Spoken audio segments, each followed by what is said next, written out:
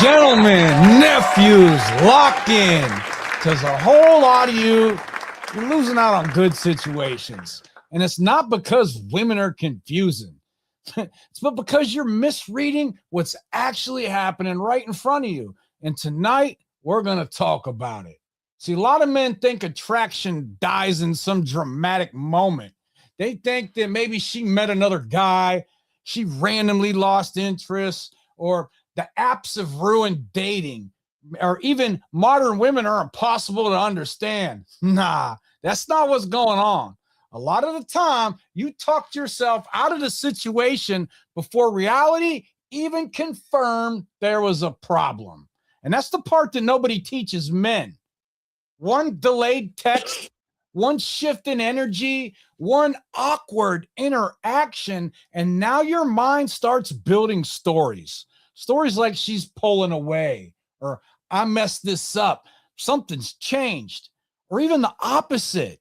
You guys have convinced yourself we had this deep connection when all you really had was one good conversation and a dopamine spike. So tonight we're talking about why men overvalue attention. We're talking about why some men spiral over small changes. We are talking about why attraction gets ruined by emotional reactions and why some of y'all are sabotaging situations that actually have potential. All right. And I'm going to be honest with you. Real game, it's not memorizing lines. It's not pretending to be alpha. It's not acting emotionally detached.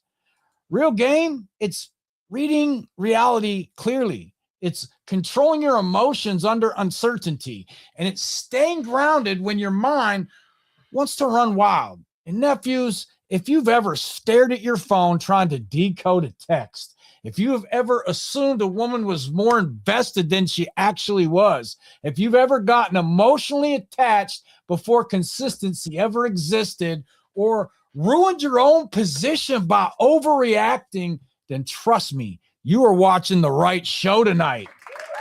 Because look, we don't do fantasy here. We teach pattern recognition, we teach emotional discipline, and we teach you how to stop becoming your own worst enemy in dating. Nephews. That's right. You want fantasy, read 50 Shades of Grey. Drop your questions in the chat.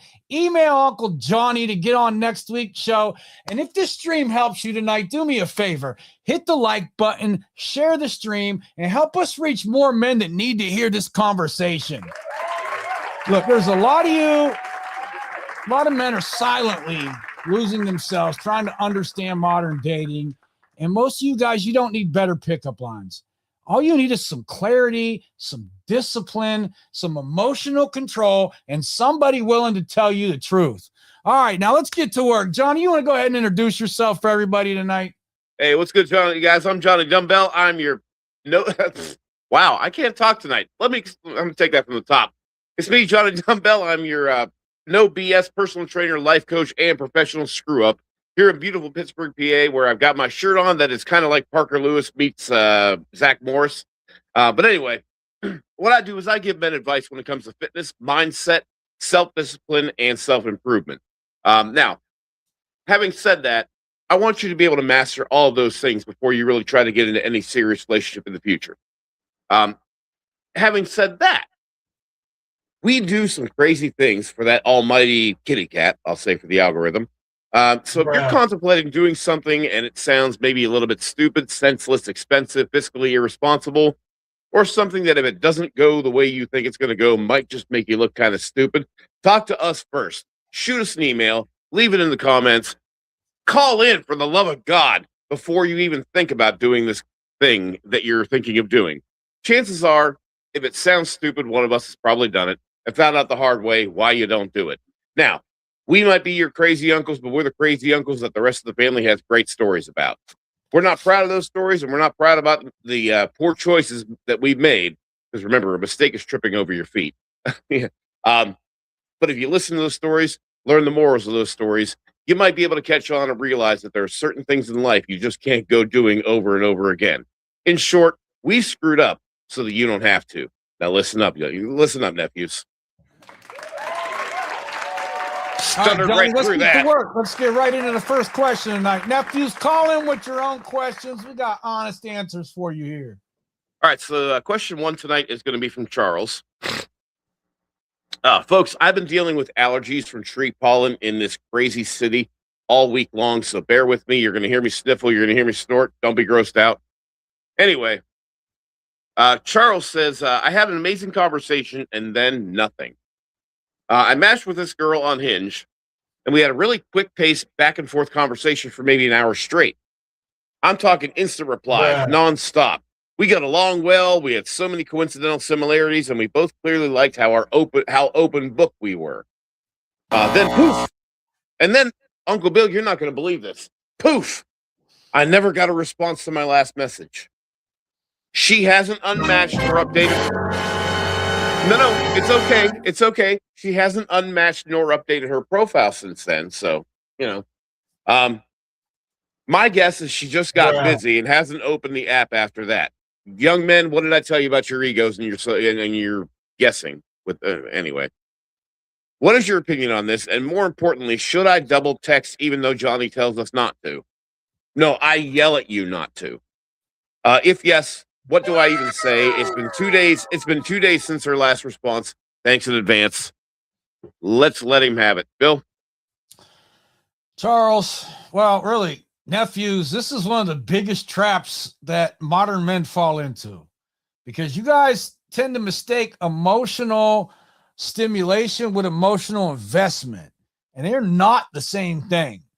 See, what happened here is not that you met your soulmate and she vanished into the Bermuda Triangle.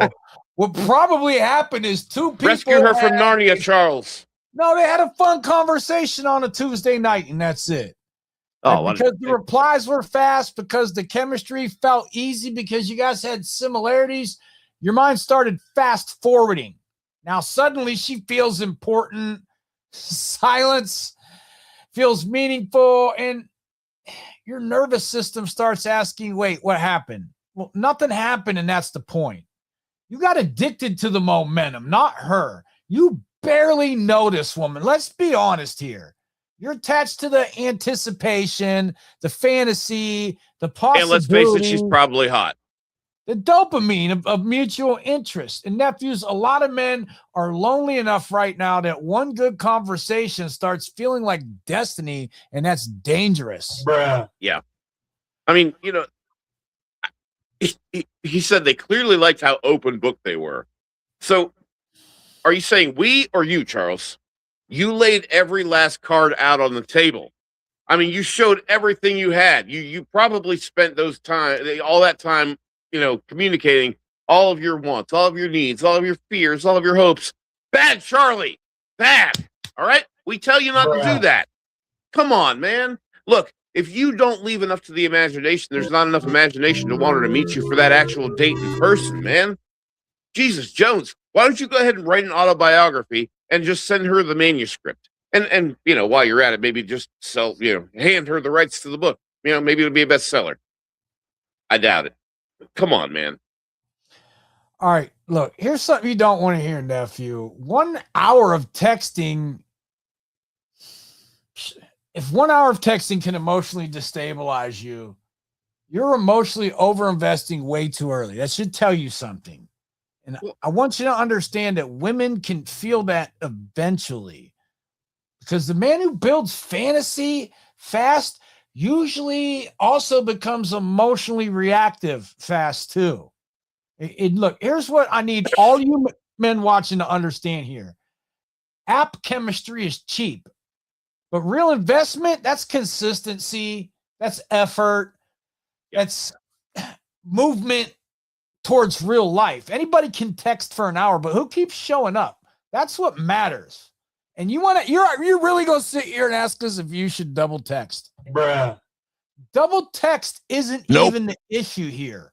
The real issue is why the silence has so much emotional weight on you already. That's the lesson. But if you want to send something, if you insist on sending something, you keep it light, you stay grounded, and most importantly, you become outcome independent. Not, hey, did I do something wrong? Hell no. More like you survived the conversation marathon with a question mark. All right, that's light, that's relaxed, that's no pressure. And then you got to leave it alone. All right, your next level as a man is learning this. I'm going to be honest with you here. You don't emotionally promote women before reality confirms their consistency. Well, although I will say this in his defense, I will say this. So you showed all your cards and you never heard from her again, right? All right. So maybe you scared her off. Maybe you left too little to the imagination. Or let's face it, she's on a dating app. Maybe somebody else was a little more mysterious, made her actually work to go through those layers a little bit more instead of giving her that cross section of the onion like you seem to do. So, I mean, it could be that maybe she didn't become less intrigued by you, but she became more intrigued by somebody else. And I'll bet you a buffalo nickel that I don't even have that it probably had, at least subconsciously, more to do with the fact that he didn't just lay it all out there and just say, "Here, I'm offering it all to you." This is a guy that she felt like she had to actually fit his program, whereas you laying all that shit out there, let's just face it, Charles, you were trying to make sure that you were something she wanted. Ergo, you were trying to make her team. And the thing of it is that when she sees that, she realizes that she's in charge. That means that she feels like she has to lead. You are not leading the interaction, let alone the direction of whatever relationship you may or may not have. So she, whether it's subconsciously, biologically, or whatever else, she does not feel that you are capable of leading a relationship and making sure that everything is okay. All right, Johnny, I can't just let this slide. I want to know what he's doing texting a woman for an hour. I want to know what he's doing texting a woman for 20 minutes. Dude, it should be about where do we meet, what time, what day, let's do it. And there's no reason whatsoever, unless something really extraordinary is going on, that she can't meet you within the next 72 hours. Okay? And if that's not possible, then, all right, you can still try it, but I'm just going to say that level of excitement and concentration seems to decrease, every minute that it extends beyond that. This whole messaging back and forth technology. Look, call me an old-fashioned Gen Xer, but I'm telling you that technology, communications, texting, phone calls, that is just meant to confirm times and places that you're going to meet and actually have a human interaction for once. Let's make sure that we know how to handle ourselves when and if that situation arises. But let's be quick to get to that situation so that we can pass or fail that test. And when you fail, guys, come on back to talk to your uncles. We're here.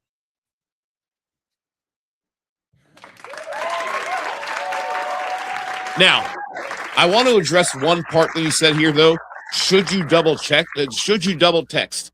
Charlie, Chuck, I'm going to tell you, man, when I saw that, I actually thought for a half a second you might be trolling me. I almost didn't put this question on the show because I thought you were just joking when you asked that. Are you friggin' kidding me? No, you messaged last. Okay? You messaged last. After that last message, you are DB fucking Cooper until she decides to message you again. And even then, I would make sure that you make a mental note of how long it took her to get back to you. And when she does, if it's been more than 3 days, you should be like, "Oh, new phone. Who's this?" If you respond at all.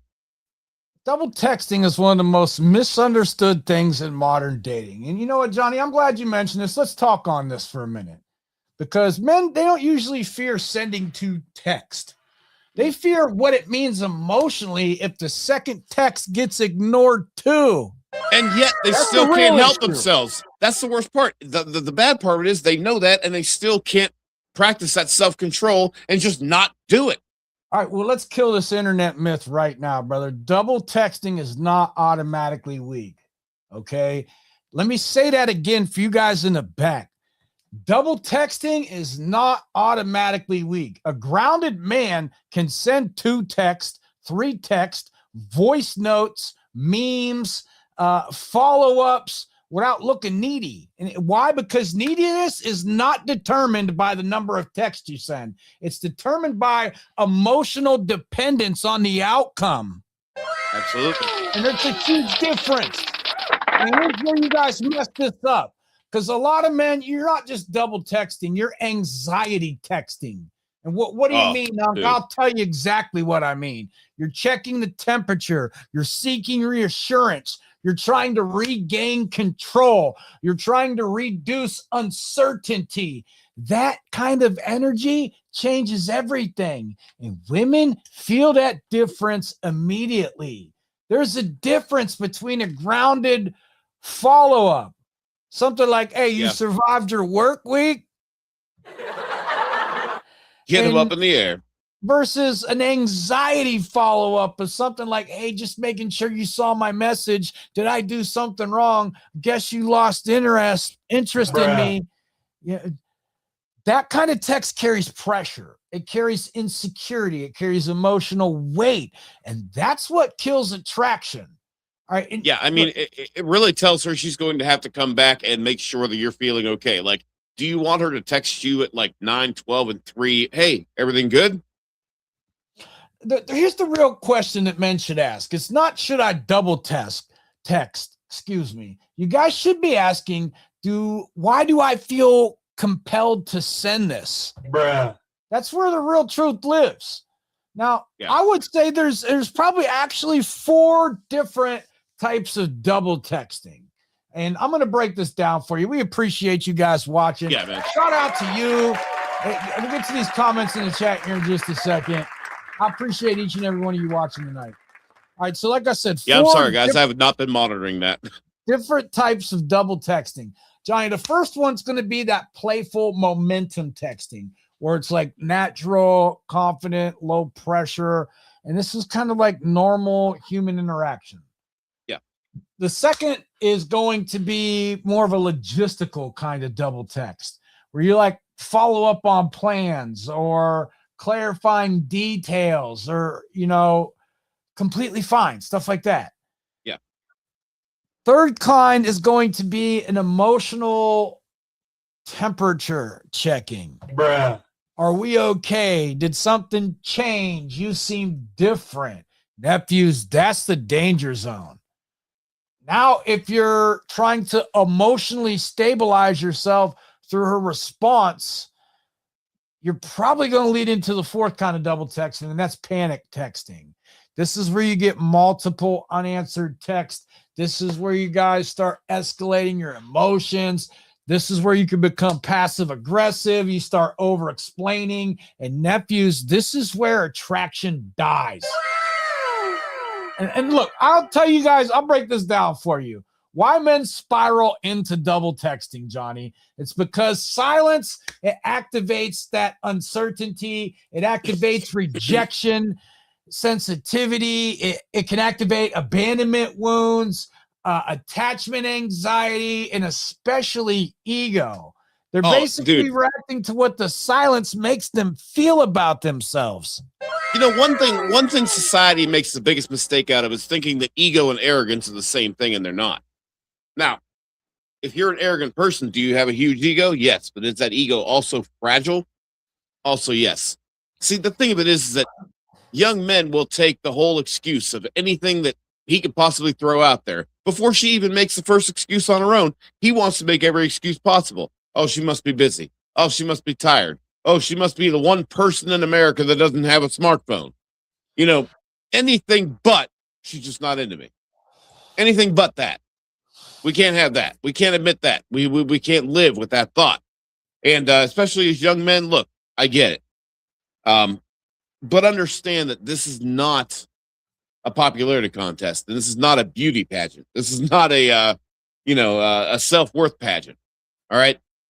And I think a lot of you guys take it that way, and that's where things go sideways. And now you start questioning the kinds of things that really probably never come to your mind otherwise.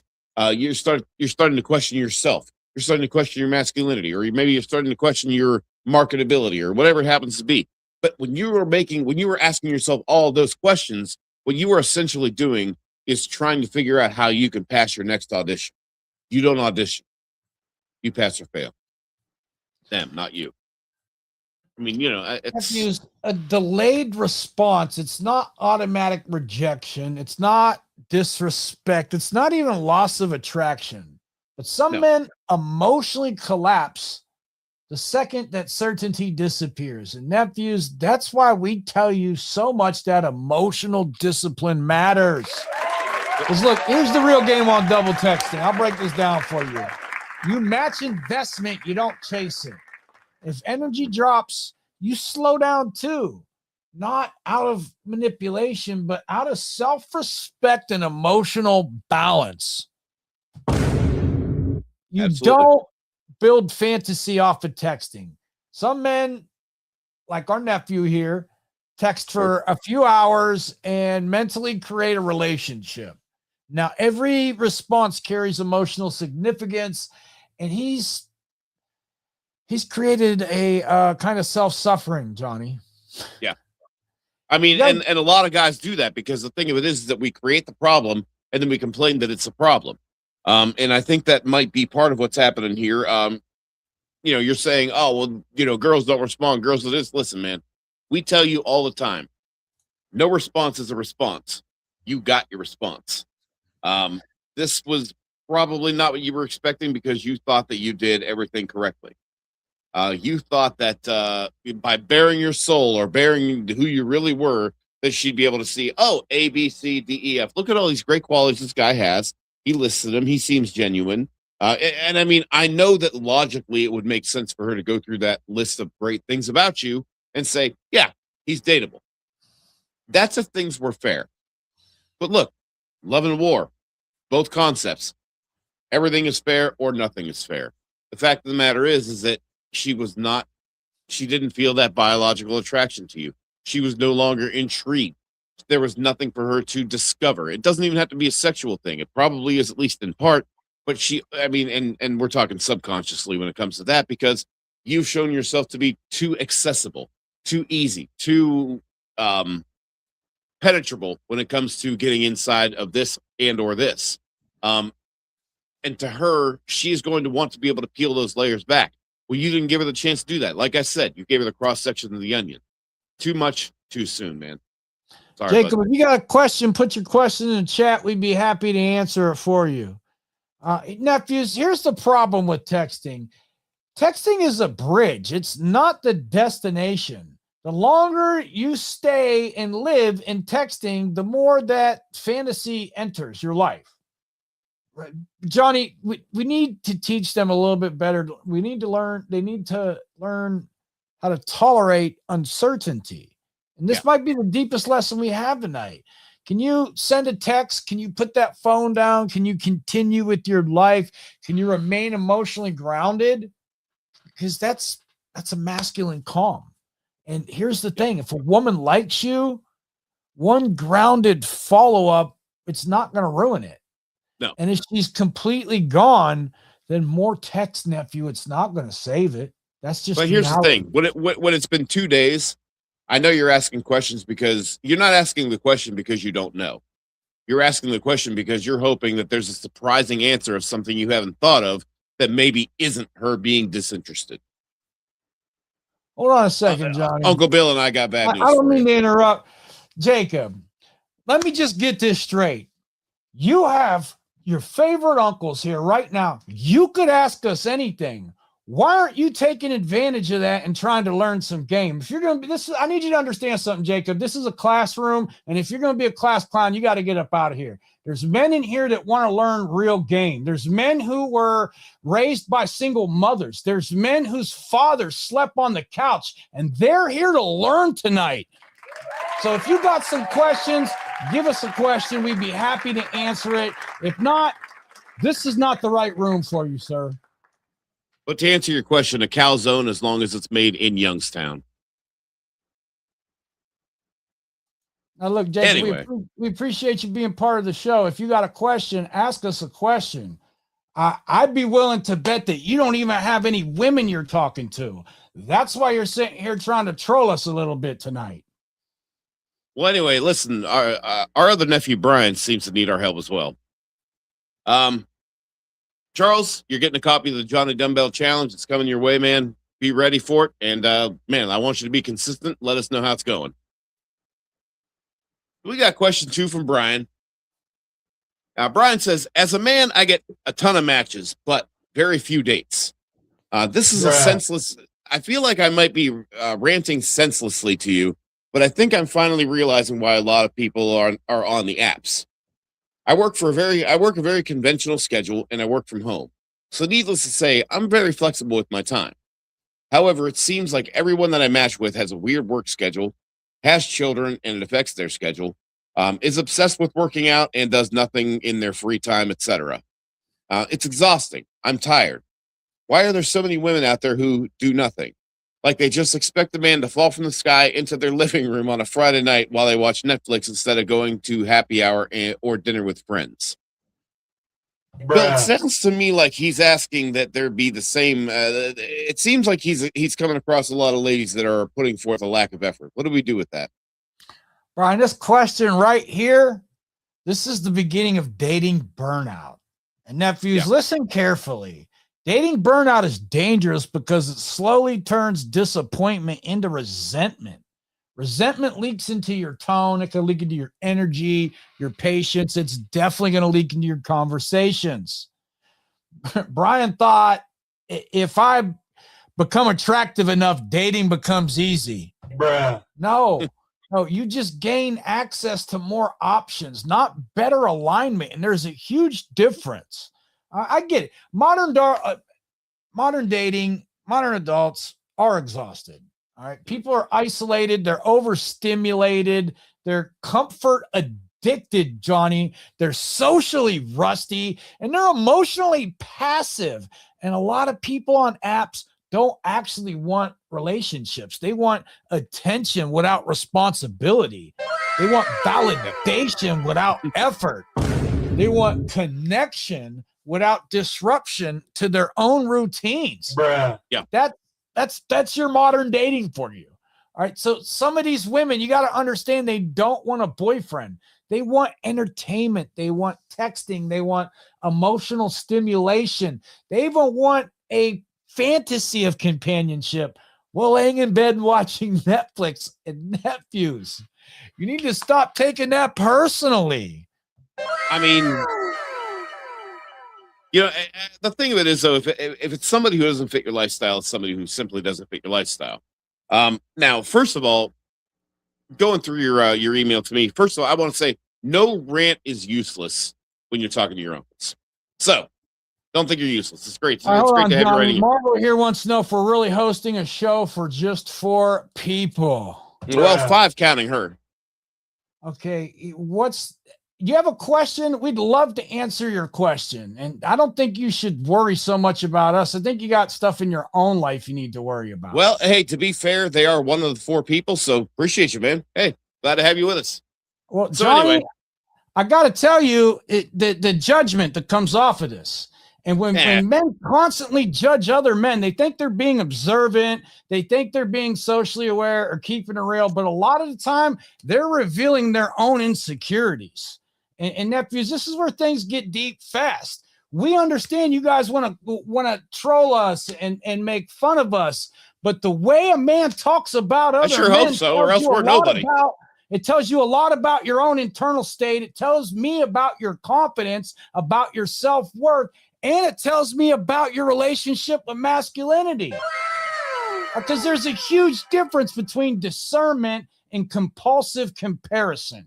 A grounded man can assess other men without needing to emotionally reduce him. An insecure man needs another man beneath him to feel stable, and that's the difference. Or on top of him. You guys want to judge other men based on appearance, and this starts young. All right, because men grow up in this invisible competition between strength, height, looks, money, women, status, social dominance. And most men never heal from that kind of hierarchy psychology. All right, so every now and then, you guys start this subconscious ranking. And once a man starts unconsciously ranking other one, he can no longer really connect with anyone because he's always measuring.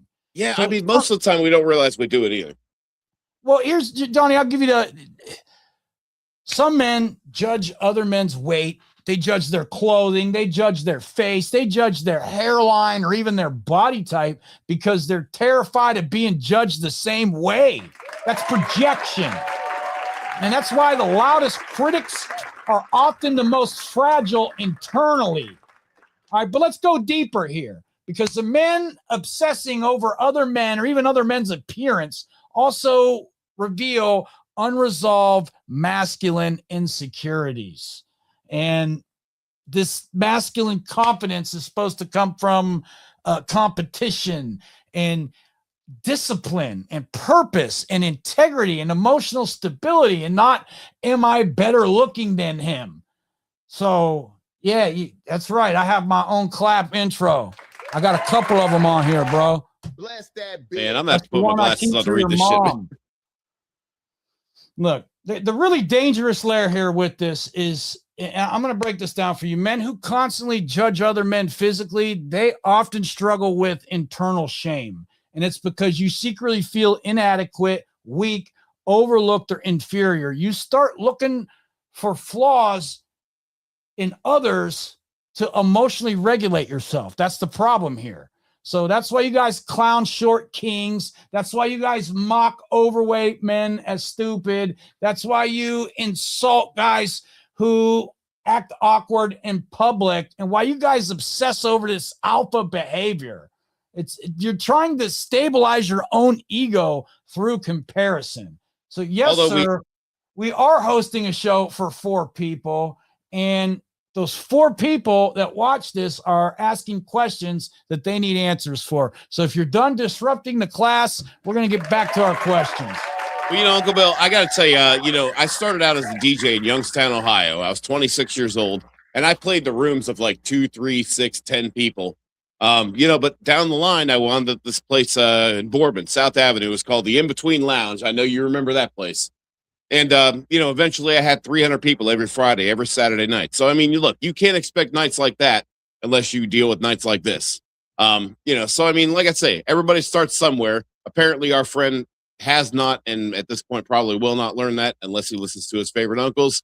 But either way, you're watching, you're helping our algorithm, and dude, we appreciate you, man. Thanks for the comment. Either way, it helps us get views out there. So anyhow, Johnny, I think Brian also needs some correction while we're at it, because and here's where I would underneath this frustration, Johnny, I hear why women won't make this easier for me. Bruh. So that's exactly it. So I mean, go ahead. I know everybody has weird schedules. Look, I'm a personal trainer, man. I work off appointments. I don't have a 9 to 5. There are times that I have 5 sessions and they span 12 hours, as far as the workday itself is concerned. But remember, you found her on a dating app. So she has absolutely positively no time. First of all, when did she have time to make the ad? Second of all, why would she keep it up in the hopes of meeting somebody?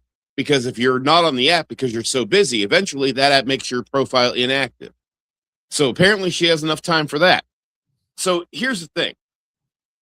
In short, if she's interested, she would move heaven and earth, let alone her own personal work schedule, to be able to figure out a way, or not necessarily work schedule, but schedule in general, to find an hour or 2 to meet with you if there is actual interest there.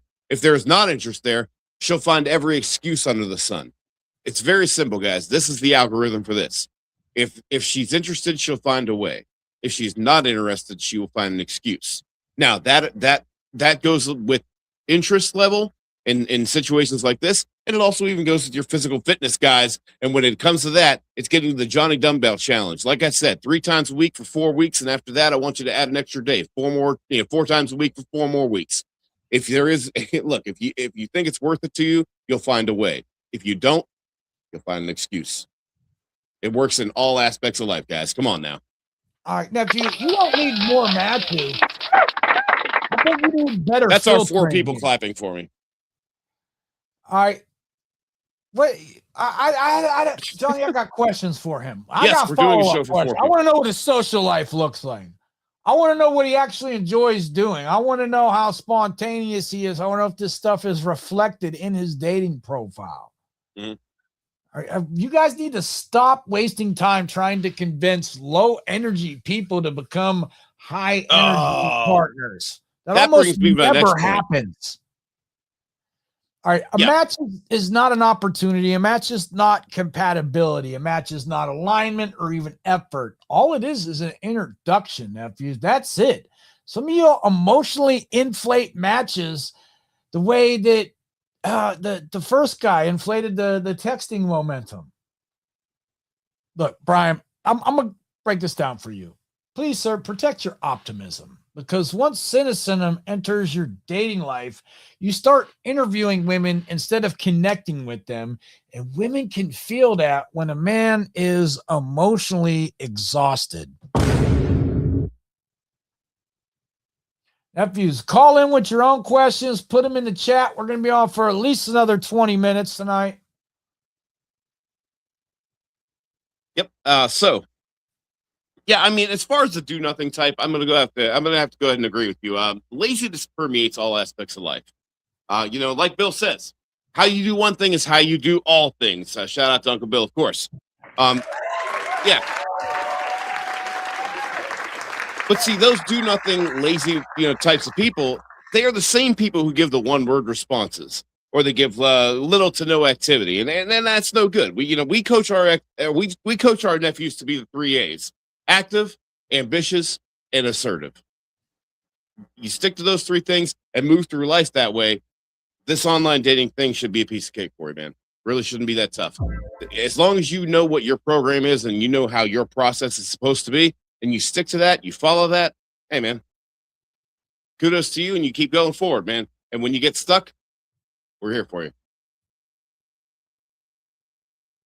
All right. So, Johnny? Yeah. I'm not Little John. I'm Medium John. Big difference. What? All right. So we got question 3 from Connor. Connor says, "Was I too harsh, or did I dodge a bad one?" So I went out with this girl I met online. We got along just fine. We got along just fine. I could tell she liked me and I liked her too. However, when she asked me what I'd look for in a girl that I consider dating, she kept saying that what I was listing were all things that she was not. I kind of lost interest because among those things were to be loyal or having her own ambitions. However, we were drunk and we eventually hooked up. We kept on chatting after that day, and I could tell she was keen on meeting up again. However, I'm currently unemployed, living off my savings, and I told her that I'd love to see her again, but I need for our dates to be simpler because I'm on a budget until I find a job again. She sent me a video of another girl explaining, I'm guessing from YouTube, explaining why women shouldn't accept dates that aren't fancy, to which I didn't reply. A couple of days later, she drunk dials me and asked me for an explanation on why I didn't answer her video message. And I was brutal. And he goes, I was brutally honest. She said she didn't mean it. And we went back to chatting, but the dynamic has definitely changed. I don't feel she is as keen as she was, and I clearly don't see her as a potential partner. She stopped answering my texts a couple of days ago, and now I'm wondering if it's good or if I rushed to pull the trigger. My dude, I'm going to tell you right now that you followed, at least for the most part, the process that we teach you every single time. You saw something that was against what you were looking for, something that didn't fit your program, and you shut it off. That's exactly how we tell you to do it. So she says she's not what you want. That's awesome. She's helping you vet her. When somebody tells you who they are, you listen. All right. She basically admitted to not having loyalty, which, by the way, is not only a crimson flag, but that crimson flag is dripping the red dye it was dyed crimson with. All right. I won't fault you for hitting and quitting on that one because, hey, man, it was about having a good time. And it sounds like this is the kind of girl that maybe you have a weekend fling or two with. And that's about it. So you pulled back and she kept pushing to get together again. Now, that's a great job. But then she tried to make you feel bad about not spending enough money. She wanted you. She wanted to shame you into spending more money. You responded correctly by not responding. Now, we tell you all the time, no response is a response. We're not just talking about whether or not she texts you back. We're talking about you sending a message with saying, hey, man, not putting up with it. Matter of fact, not even entertaining it. Bill? Johnny, this is probably the deepest question we got tonight, because this really wasn't about the video. The video was just the moment where his attraction collided with respect. And nephews, once respect drops, attraction usually follows right behind it. All right.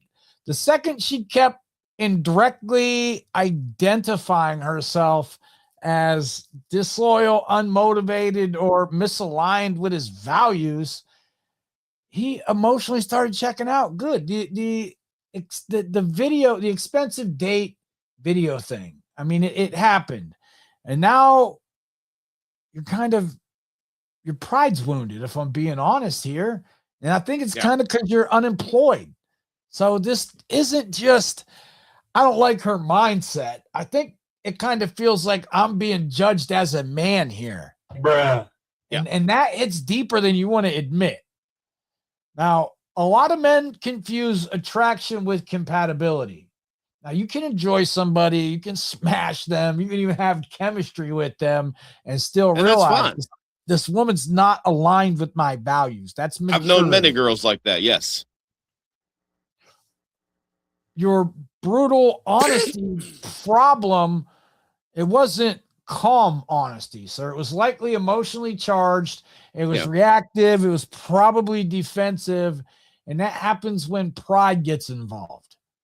Now, men ask, was she toxic? And I got to say, that's the wrong question, Johnny. It's, can I build peace with this person long term? That's the real question. Yeah. I mean, but here's the thing, though. After the fact, she said she didn't mean it. She comes back at him after that, drunk dials him and says, oh, I didn't mean all that shit I said about you needing to be more fancy. No, my brother, she was backpedaling. All right. She tried to shame you for not digging deeper into your wallet. When she saw that you stood on business and saw that you were to be respected and that you weren't just going to go ahead and hand that over, that's when she decided, oh, well, hell, this guy's the guy that I'm trying to get after.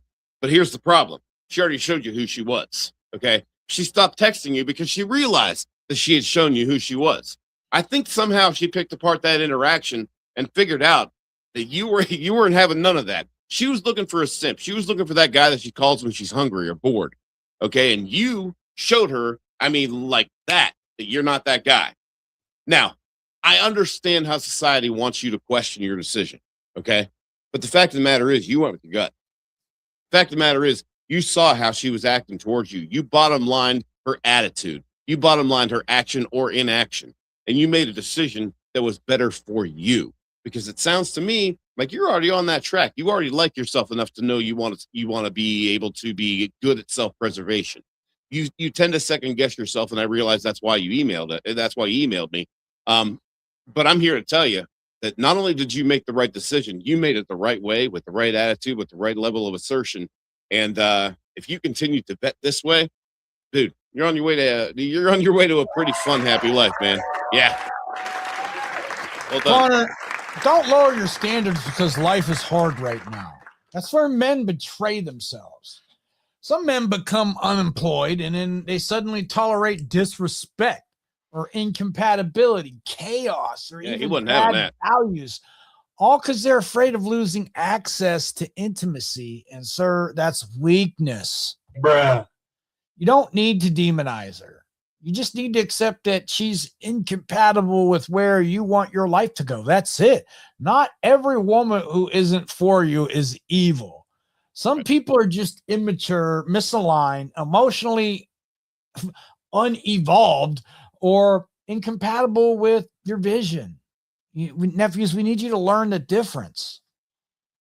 Yeah. I mean, but I got to tell you, here's the thing, though. Bottom line, you successfully vetted a woman, a low value woman who would have not only not brought value to your life, but probably would have taken some away. You vetted somebody who most likely would have introduced chaos. So I got to tell you, congratulations, man. Your uncles are proud of you. Yep. I'm glad we got more success stories, Johnny. It seems like we are just making a bigger impact the longer we keep doing this. Even if it is only 4 people at a time. Gentlemen, nephews, before we close this out tonight, I need y'all to really hear me. The show is not entertainment for me. This is not about farming clips. This is not about pretending to be alpha. And this damn sure isn't about teaching men how to manipulate women. This is about teaching men how to see clearly. This is about how to move with discipline in your own life, how to stop becoming your own worst enemy in dating and in relationships. Because if you paid attention tonight, none of these men lost because they were ugly. None of them lost because they lacked money. None of them lost because women are impossible to understand. They lost position because they overvalued way too early. They reacted emotionally. They built fantasy before consistency, or they ignored compatibility because attraction was involved. And nephews, that's what real game actually is. It's not lines. It's not gimmicks. Real game is emotional control under uncertainty. It's being able to slow your mind down. It's being able to read reality correctly and stay grounded when emotions start pulling you into assumptions. A lot of men don't need better pickup skills. They need better emotional discipline, better vetting, and better interpretation of reality. And most importantly, they need to stop looking for shortcuts. Some of y'all are watching these streams waiting for what text should I send? When the real answer is you're never going to get a straight answer on that one, guys. Become the kind of man who doesn't emotionally collapse over a delayed reply. That's the deeper lesson. So next week, don't just show up to listen. Show up ready to learn.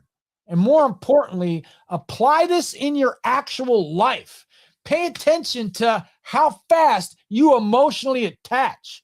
Pay attention to how fast you quickly assume, or even how often you overreact. Pay attention to how much fantasy you create before consistency exists, because awareness without application, nephews, it changes nothing. And nephews, if tonight's stream helped you, hit that like button, share the stream, help us grow this community, because there are a lot of men out there who are silently struggling with this stuff. And most of them have nobody teaching them how to navigate it properly. Also, nephews, drop your questions in the replay, in the chat. Email Uncle Johnny. The best episodes come from real situations, real mistakes, and real conversations. And that's what makes this difference. We're not here which is great, because that's where our advice comes from. We're not here to sell you fantasies, nephews. We're here to sharpen you. Until next time, stay grounded, stay disciplined, and read reality clearly. And as always, go forth and conquer. Johnny, you got anything you want to say before we wrap this up tonight? First of all, I got to tell you, I want to thank everybody that watched tonight, including our trolls, especially our trolls. I was entertained by some of that. I thought it was funny as hell. Look, man, I'm not mad about it. I think it's awesome. The fact of the matter is that the fact that you're watching us, it helps our algorithm. And so you might think you're being funny, but actually you're kind of helping us out. So I appreciate that. But most of all, I just want to let you guys know that we're not going to be able to see you until Thursday night. That means we've got 71 hours before we're going to see you again. We also don't have bail money, so don't call us. Therefore, keep the drugs and alcohol to a minimum. But if you do drink, don't drive. And if you do drive, don't park, because accidents cause people. Good night.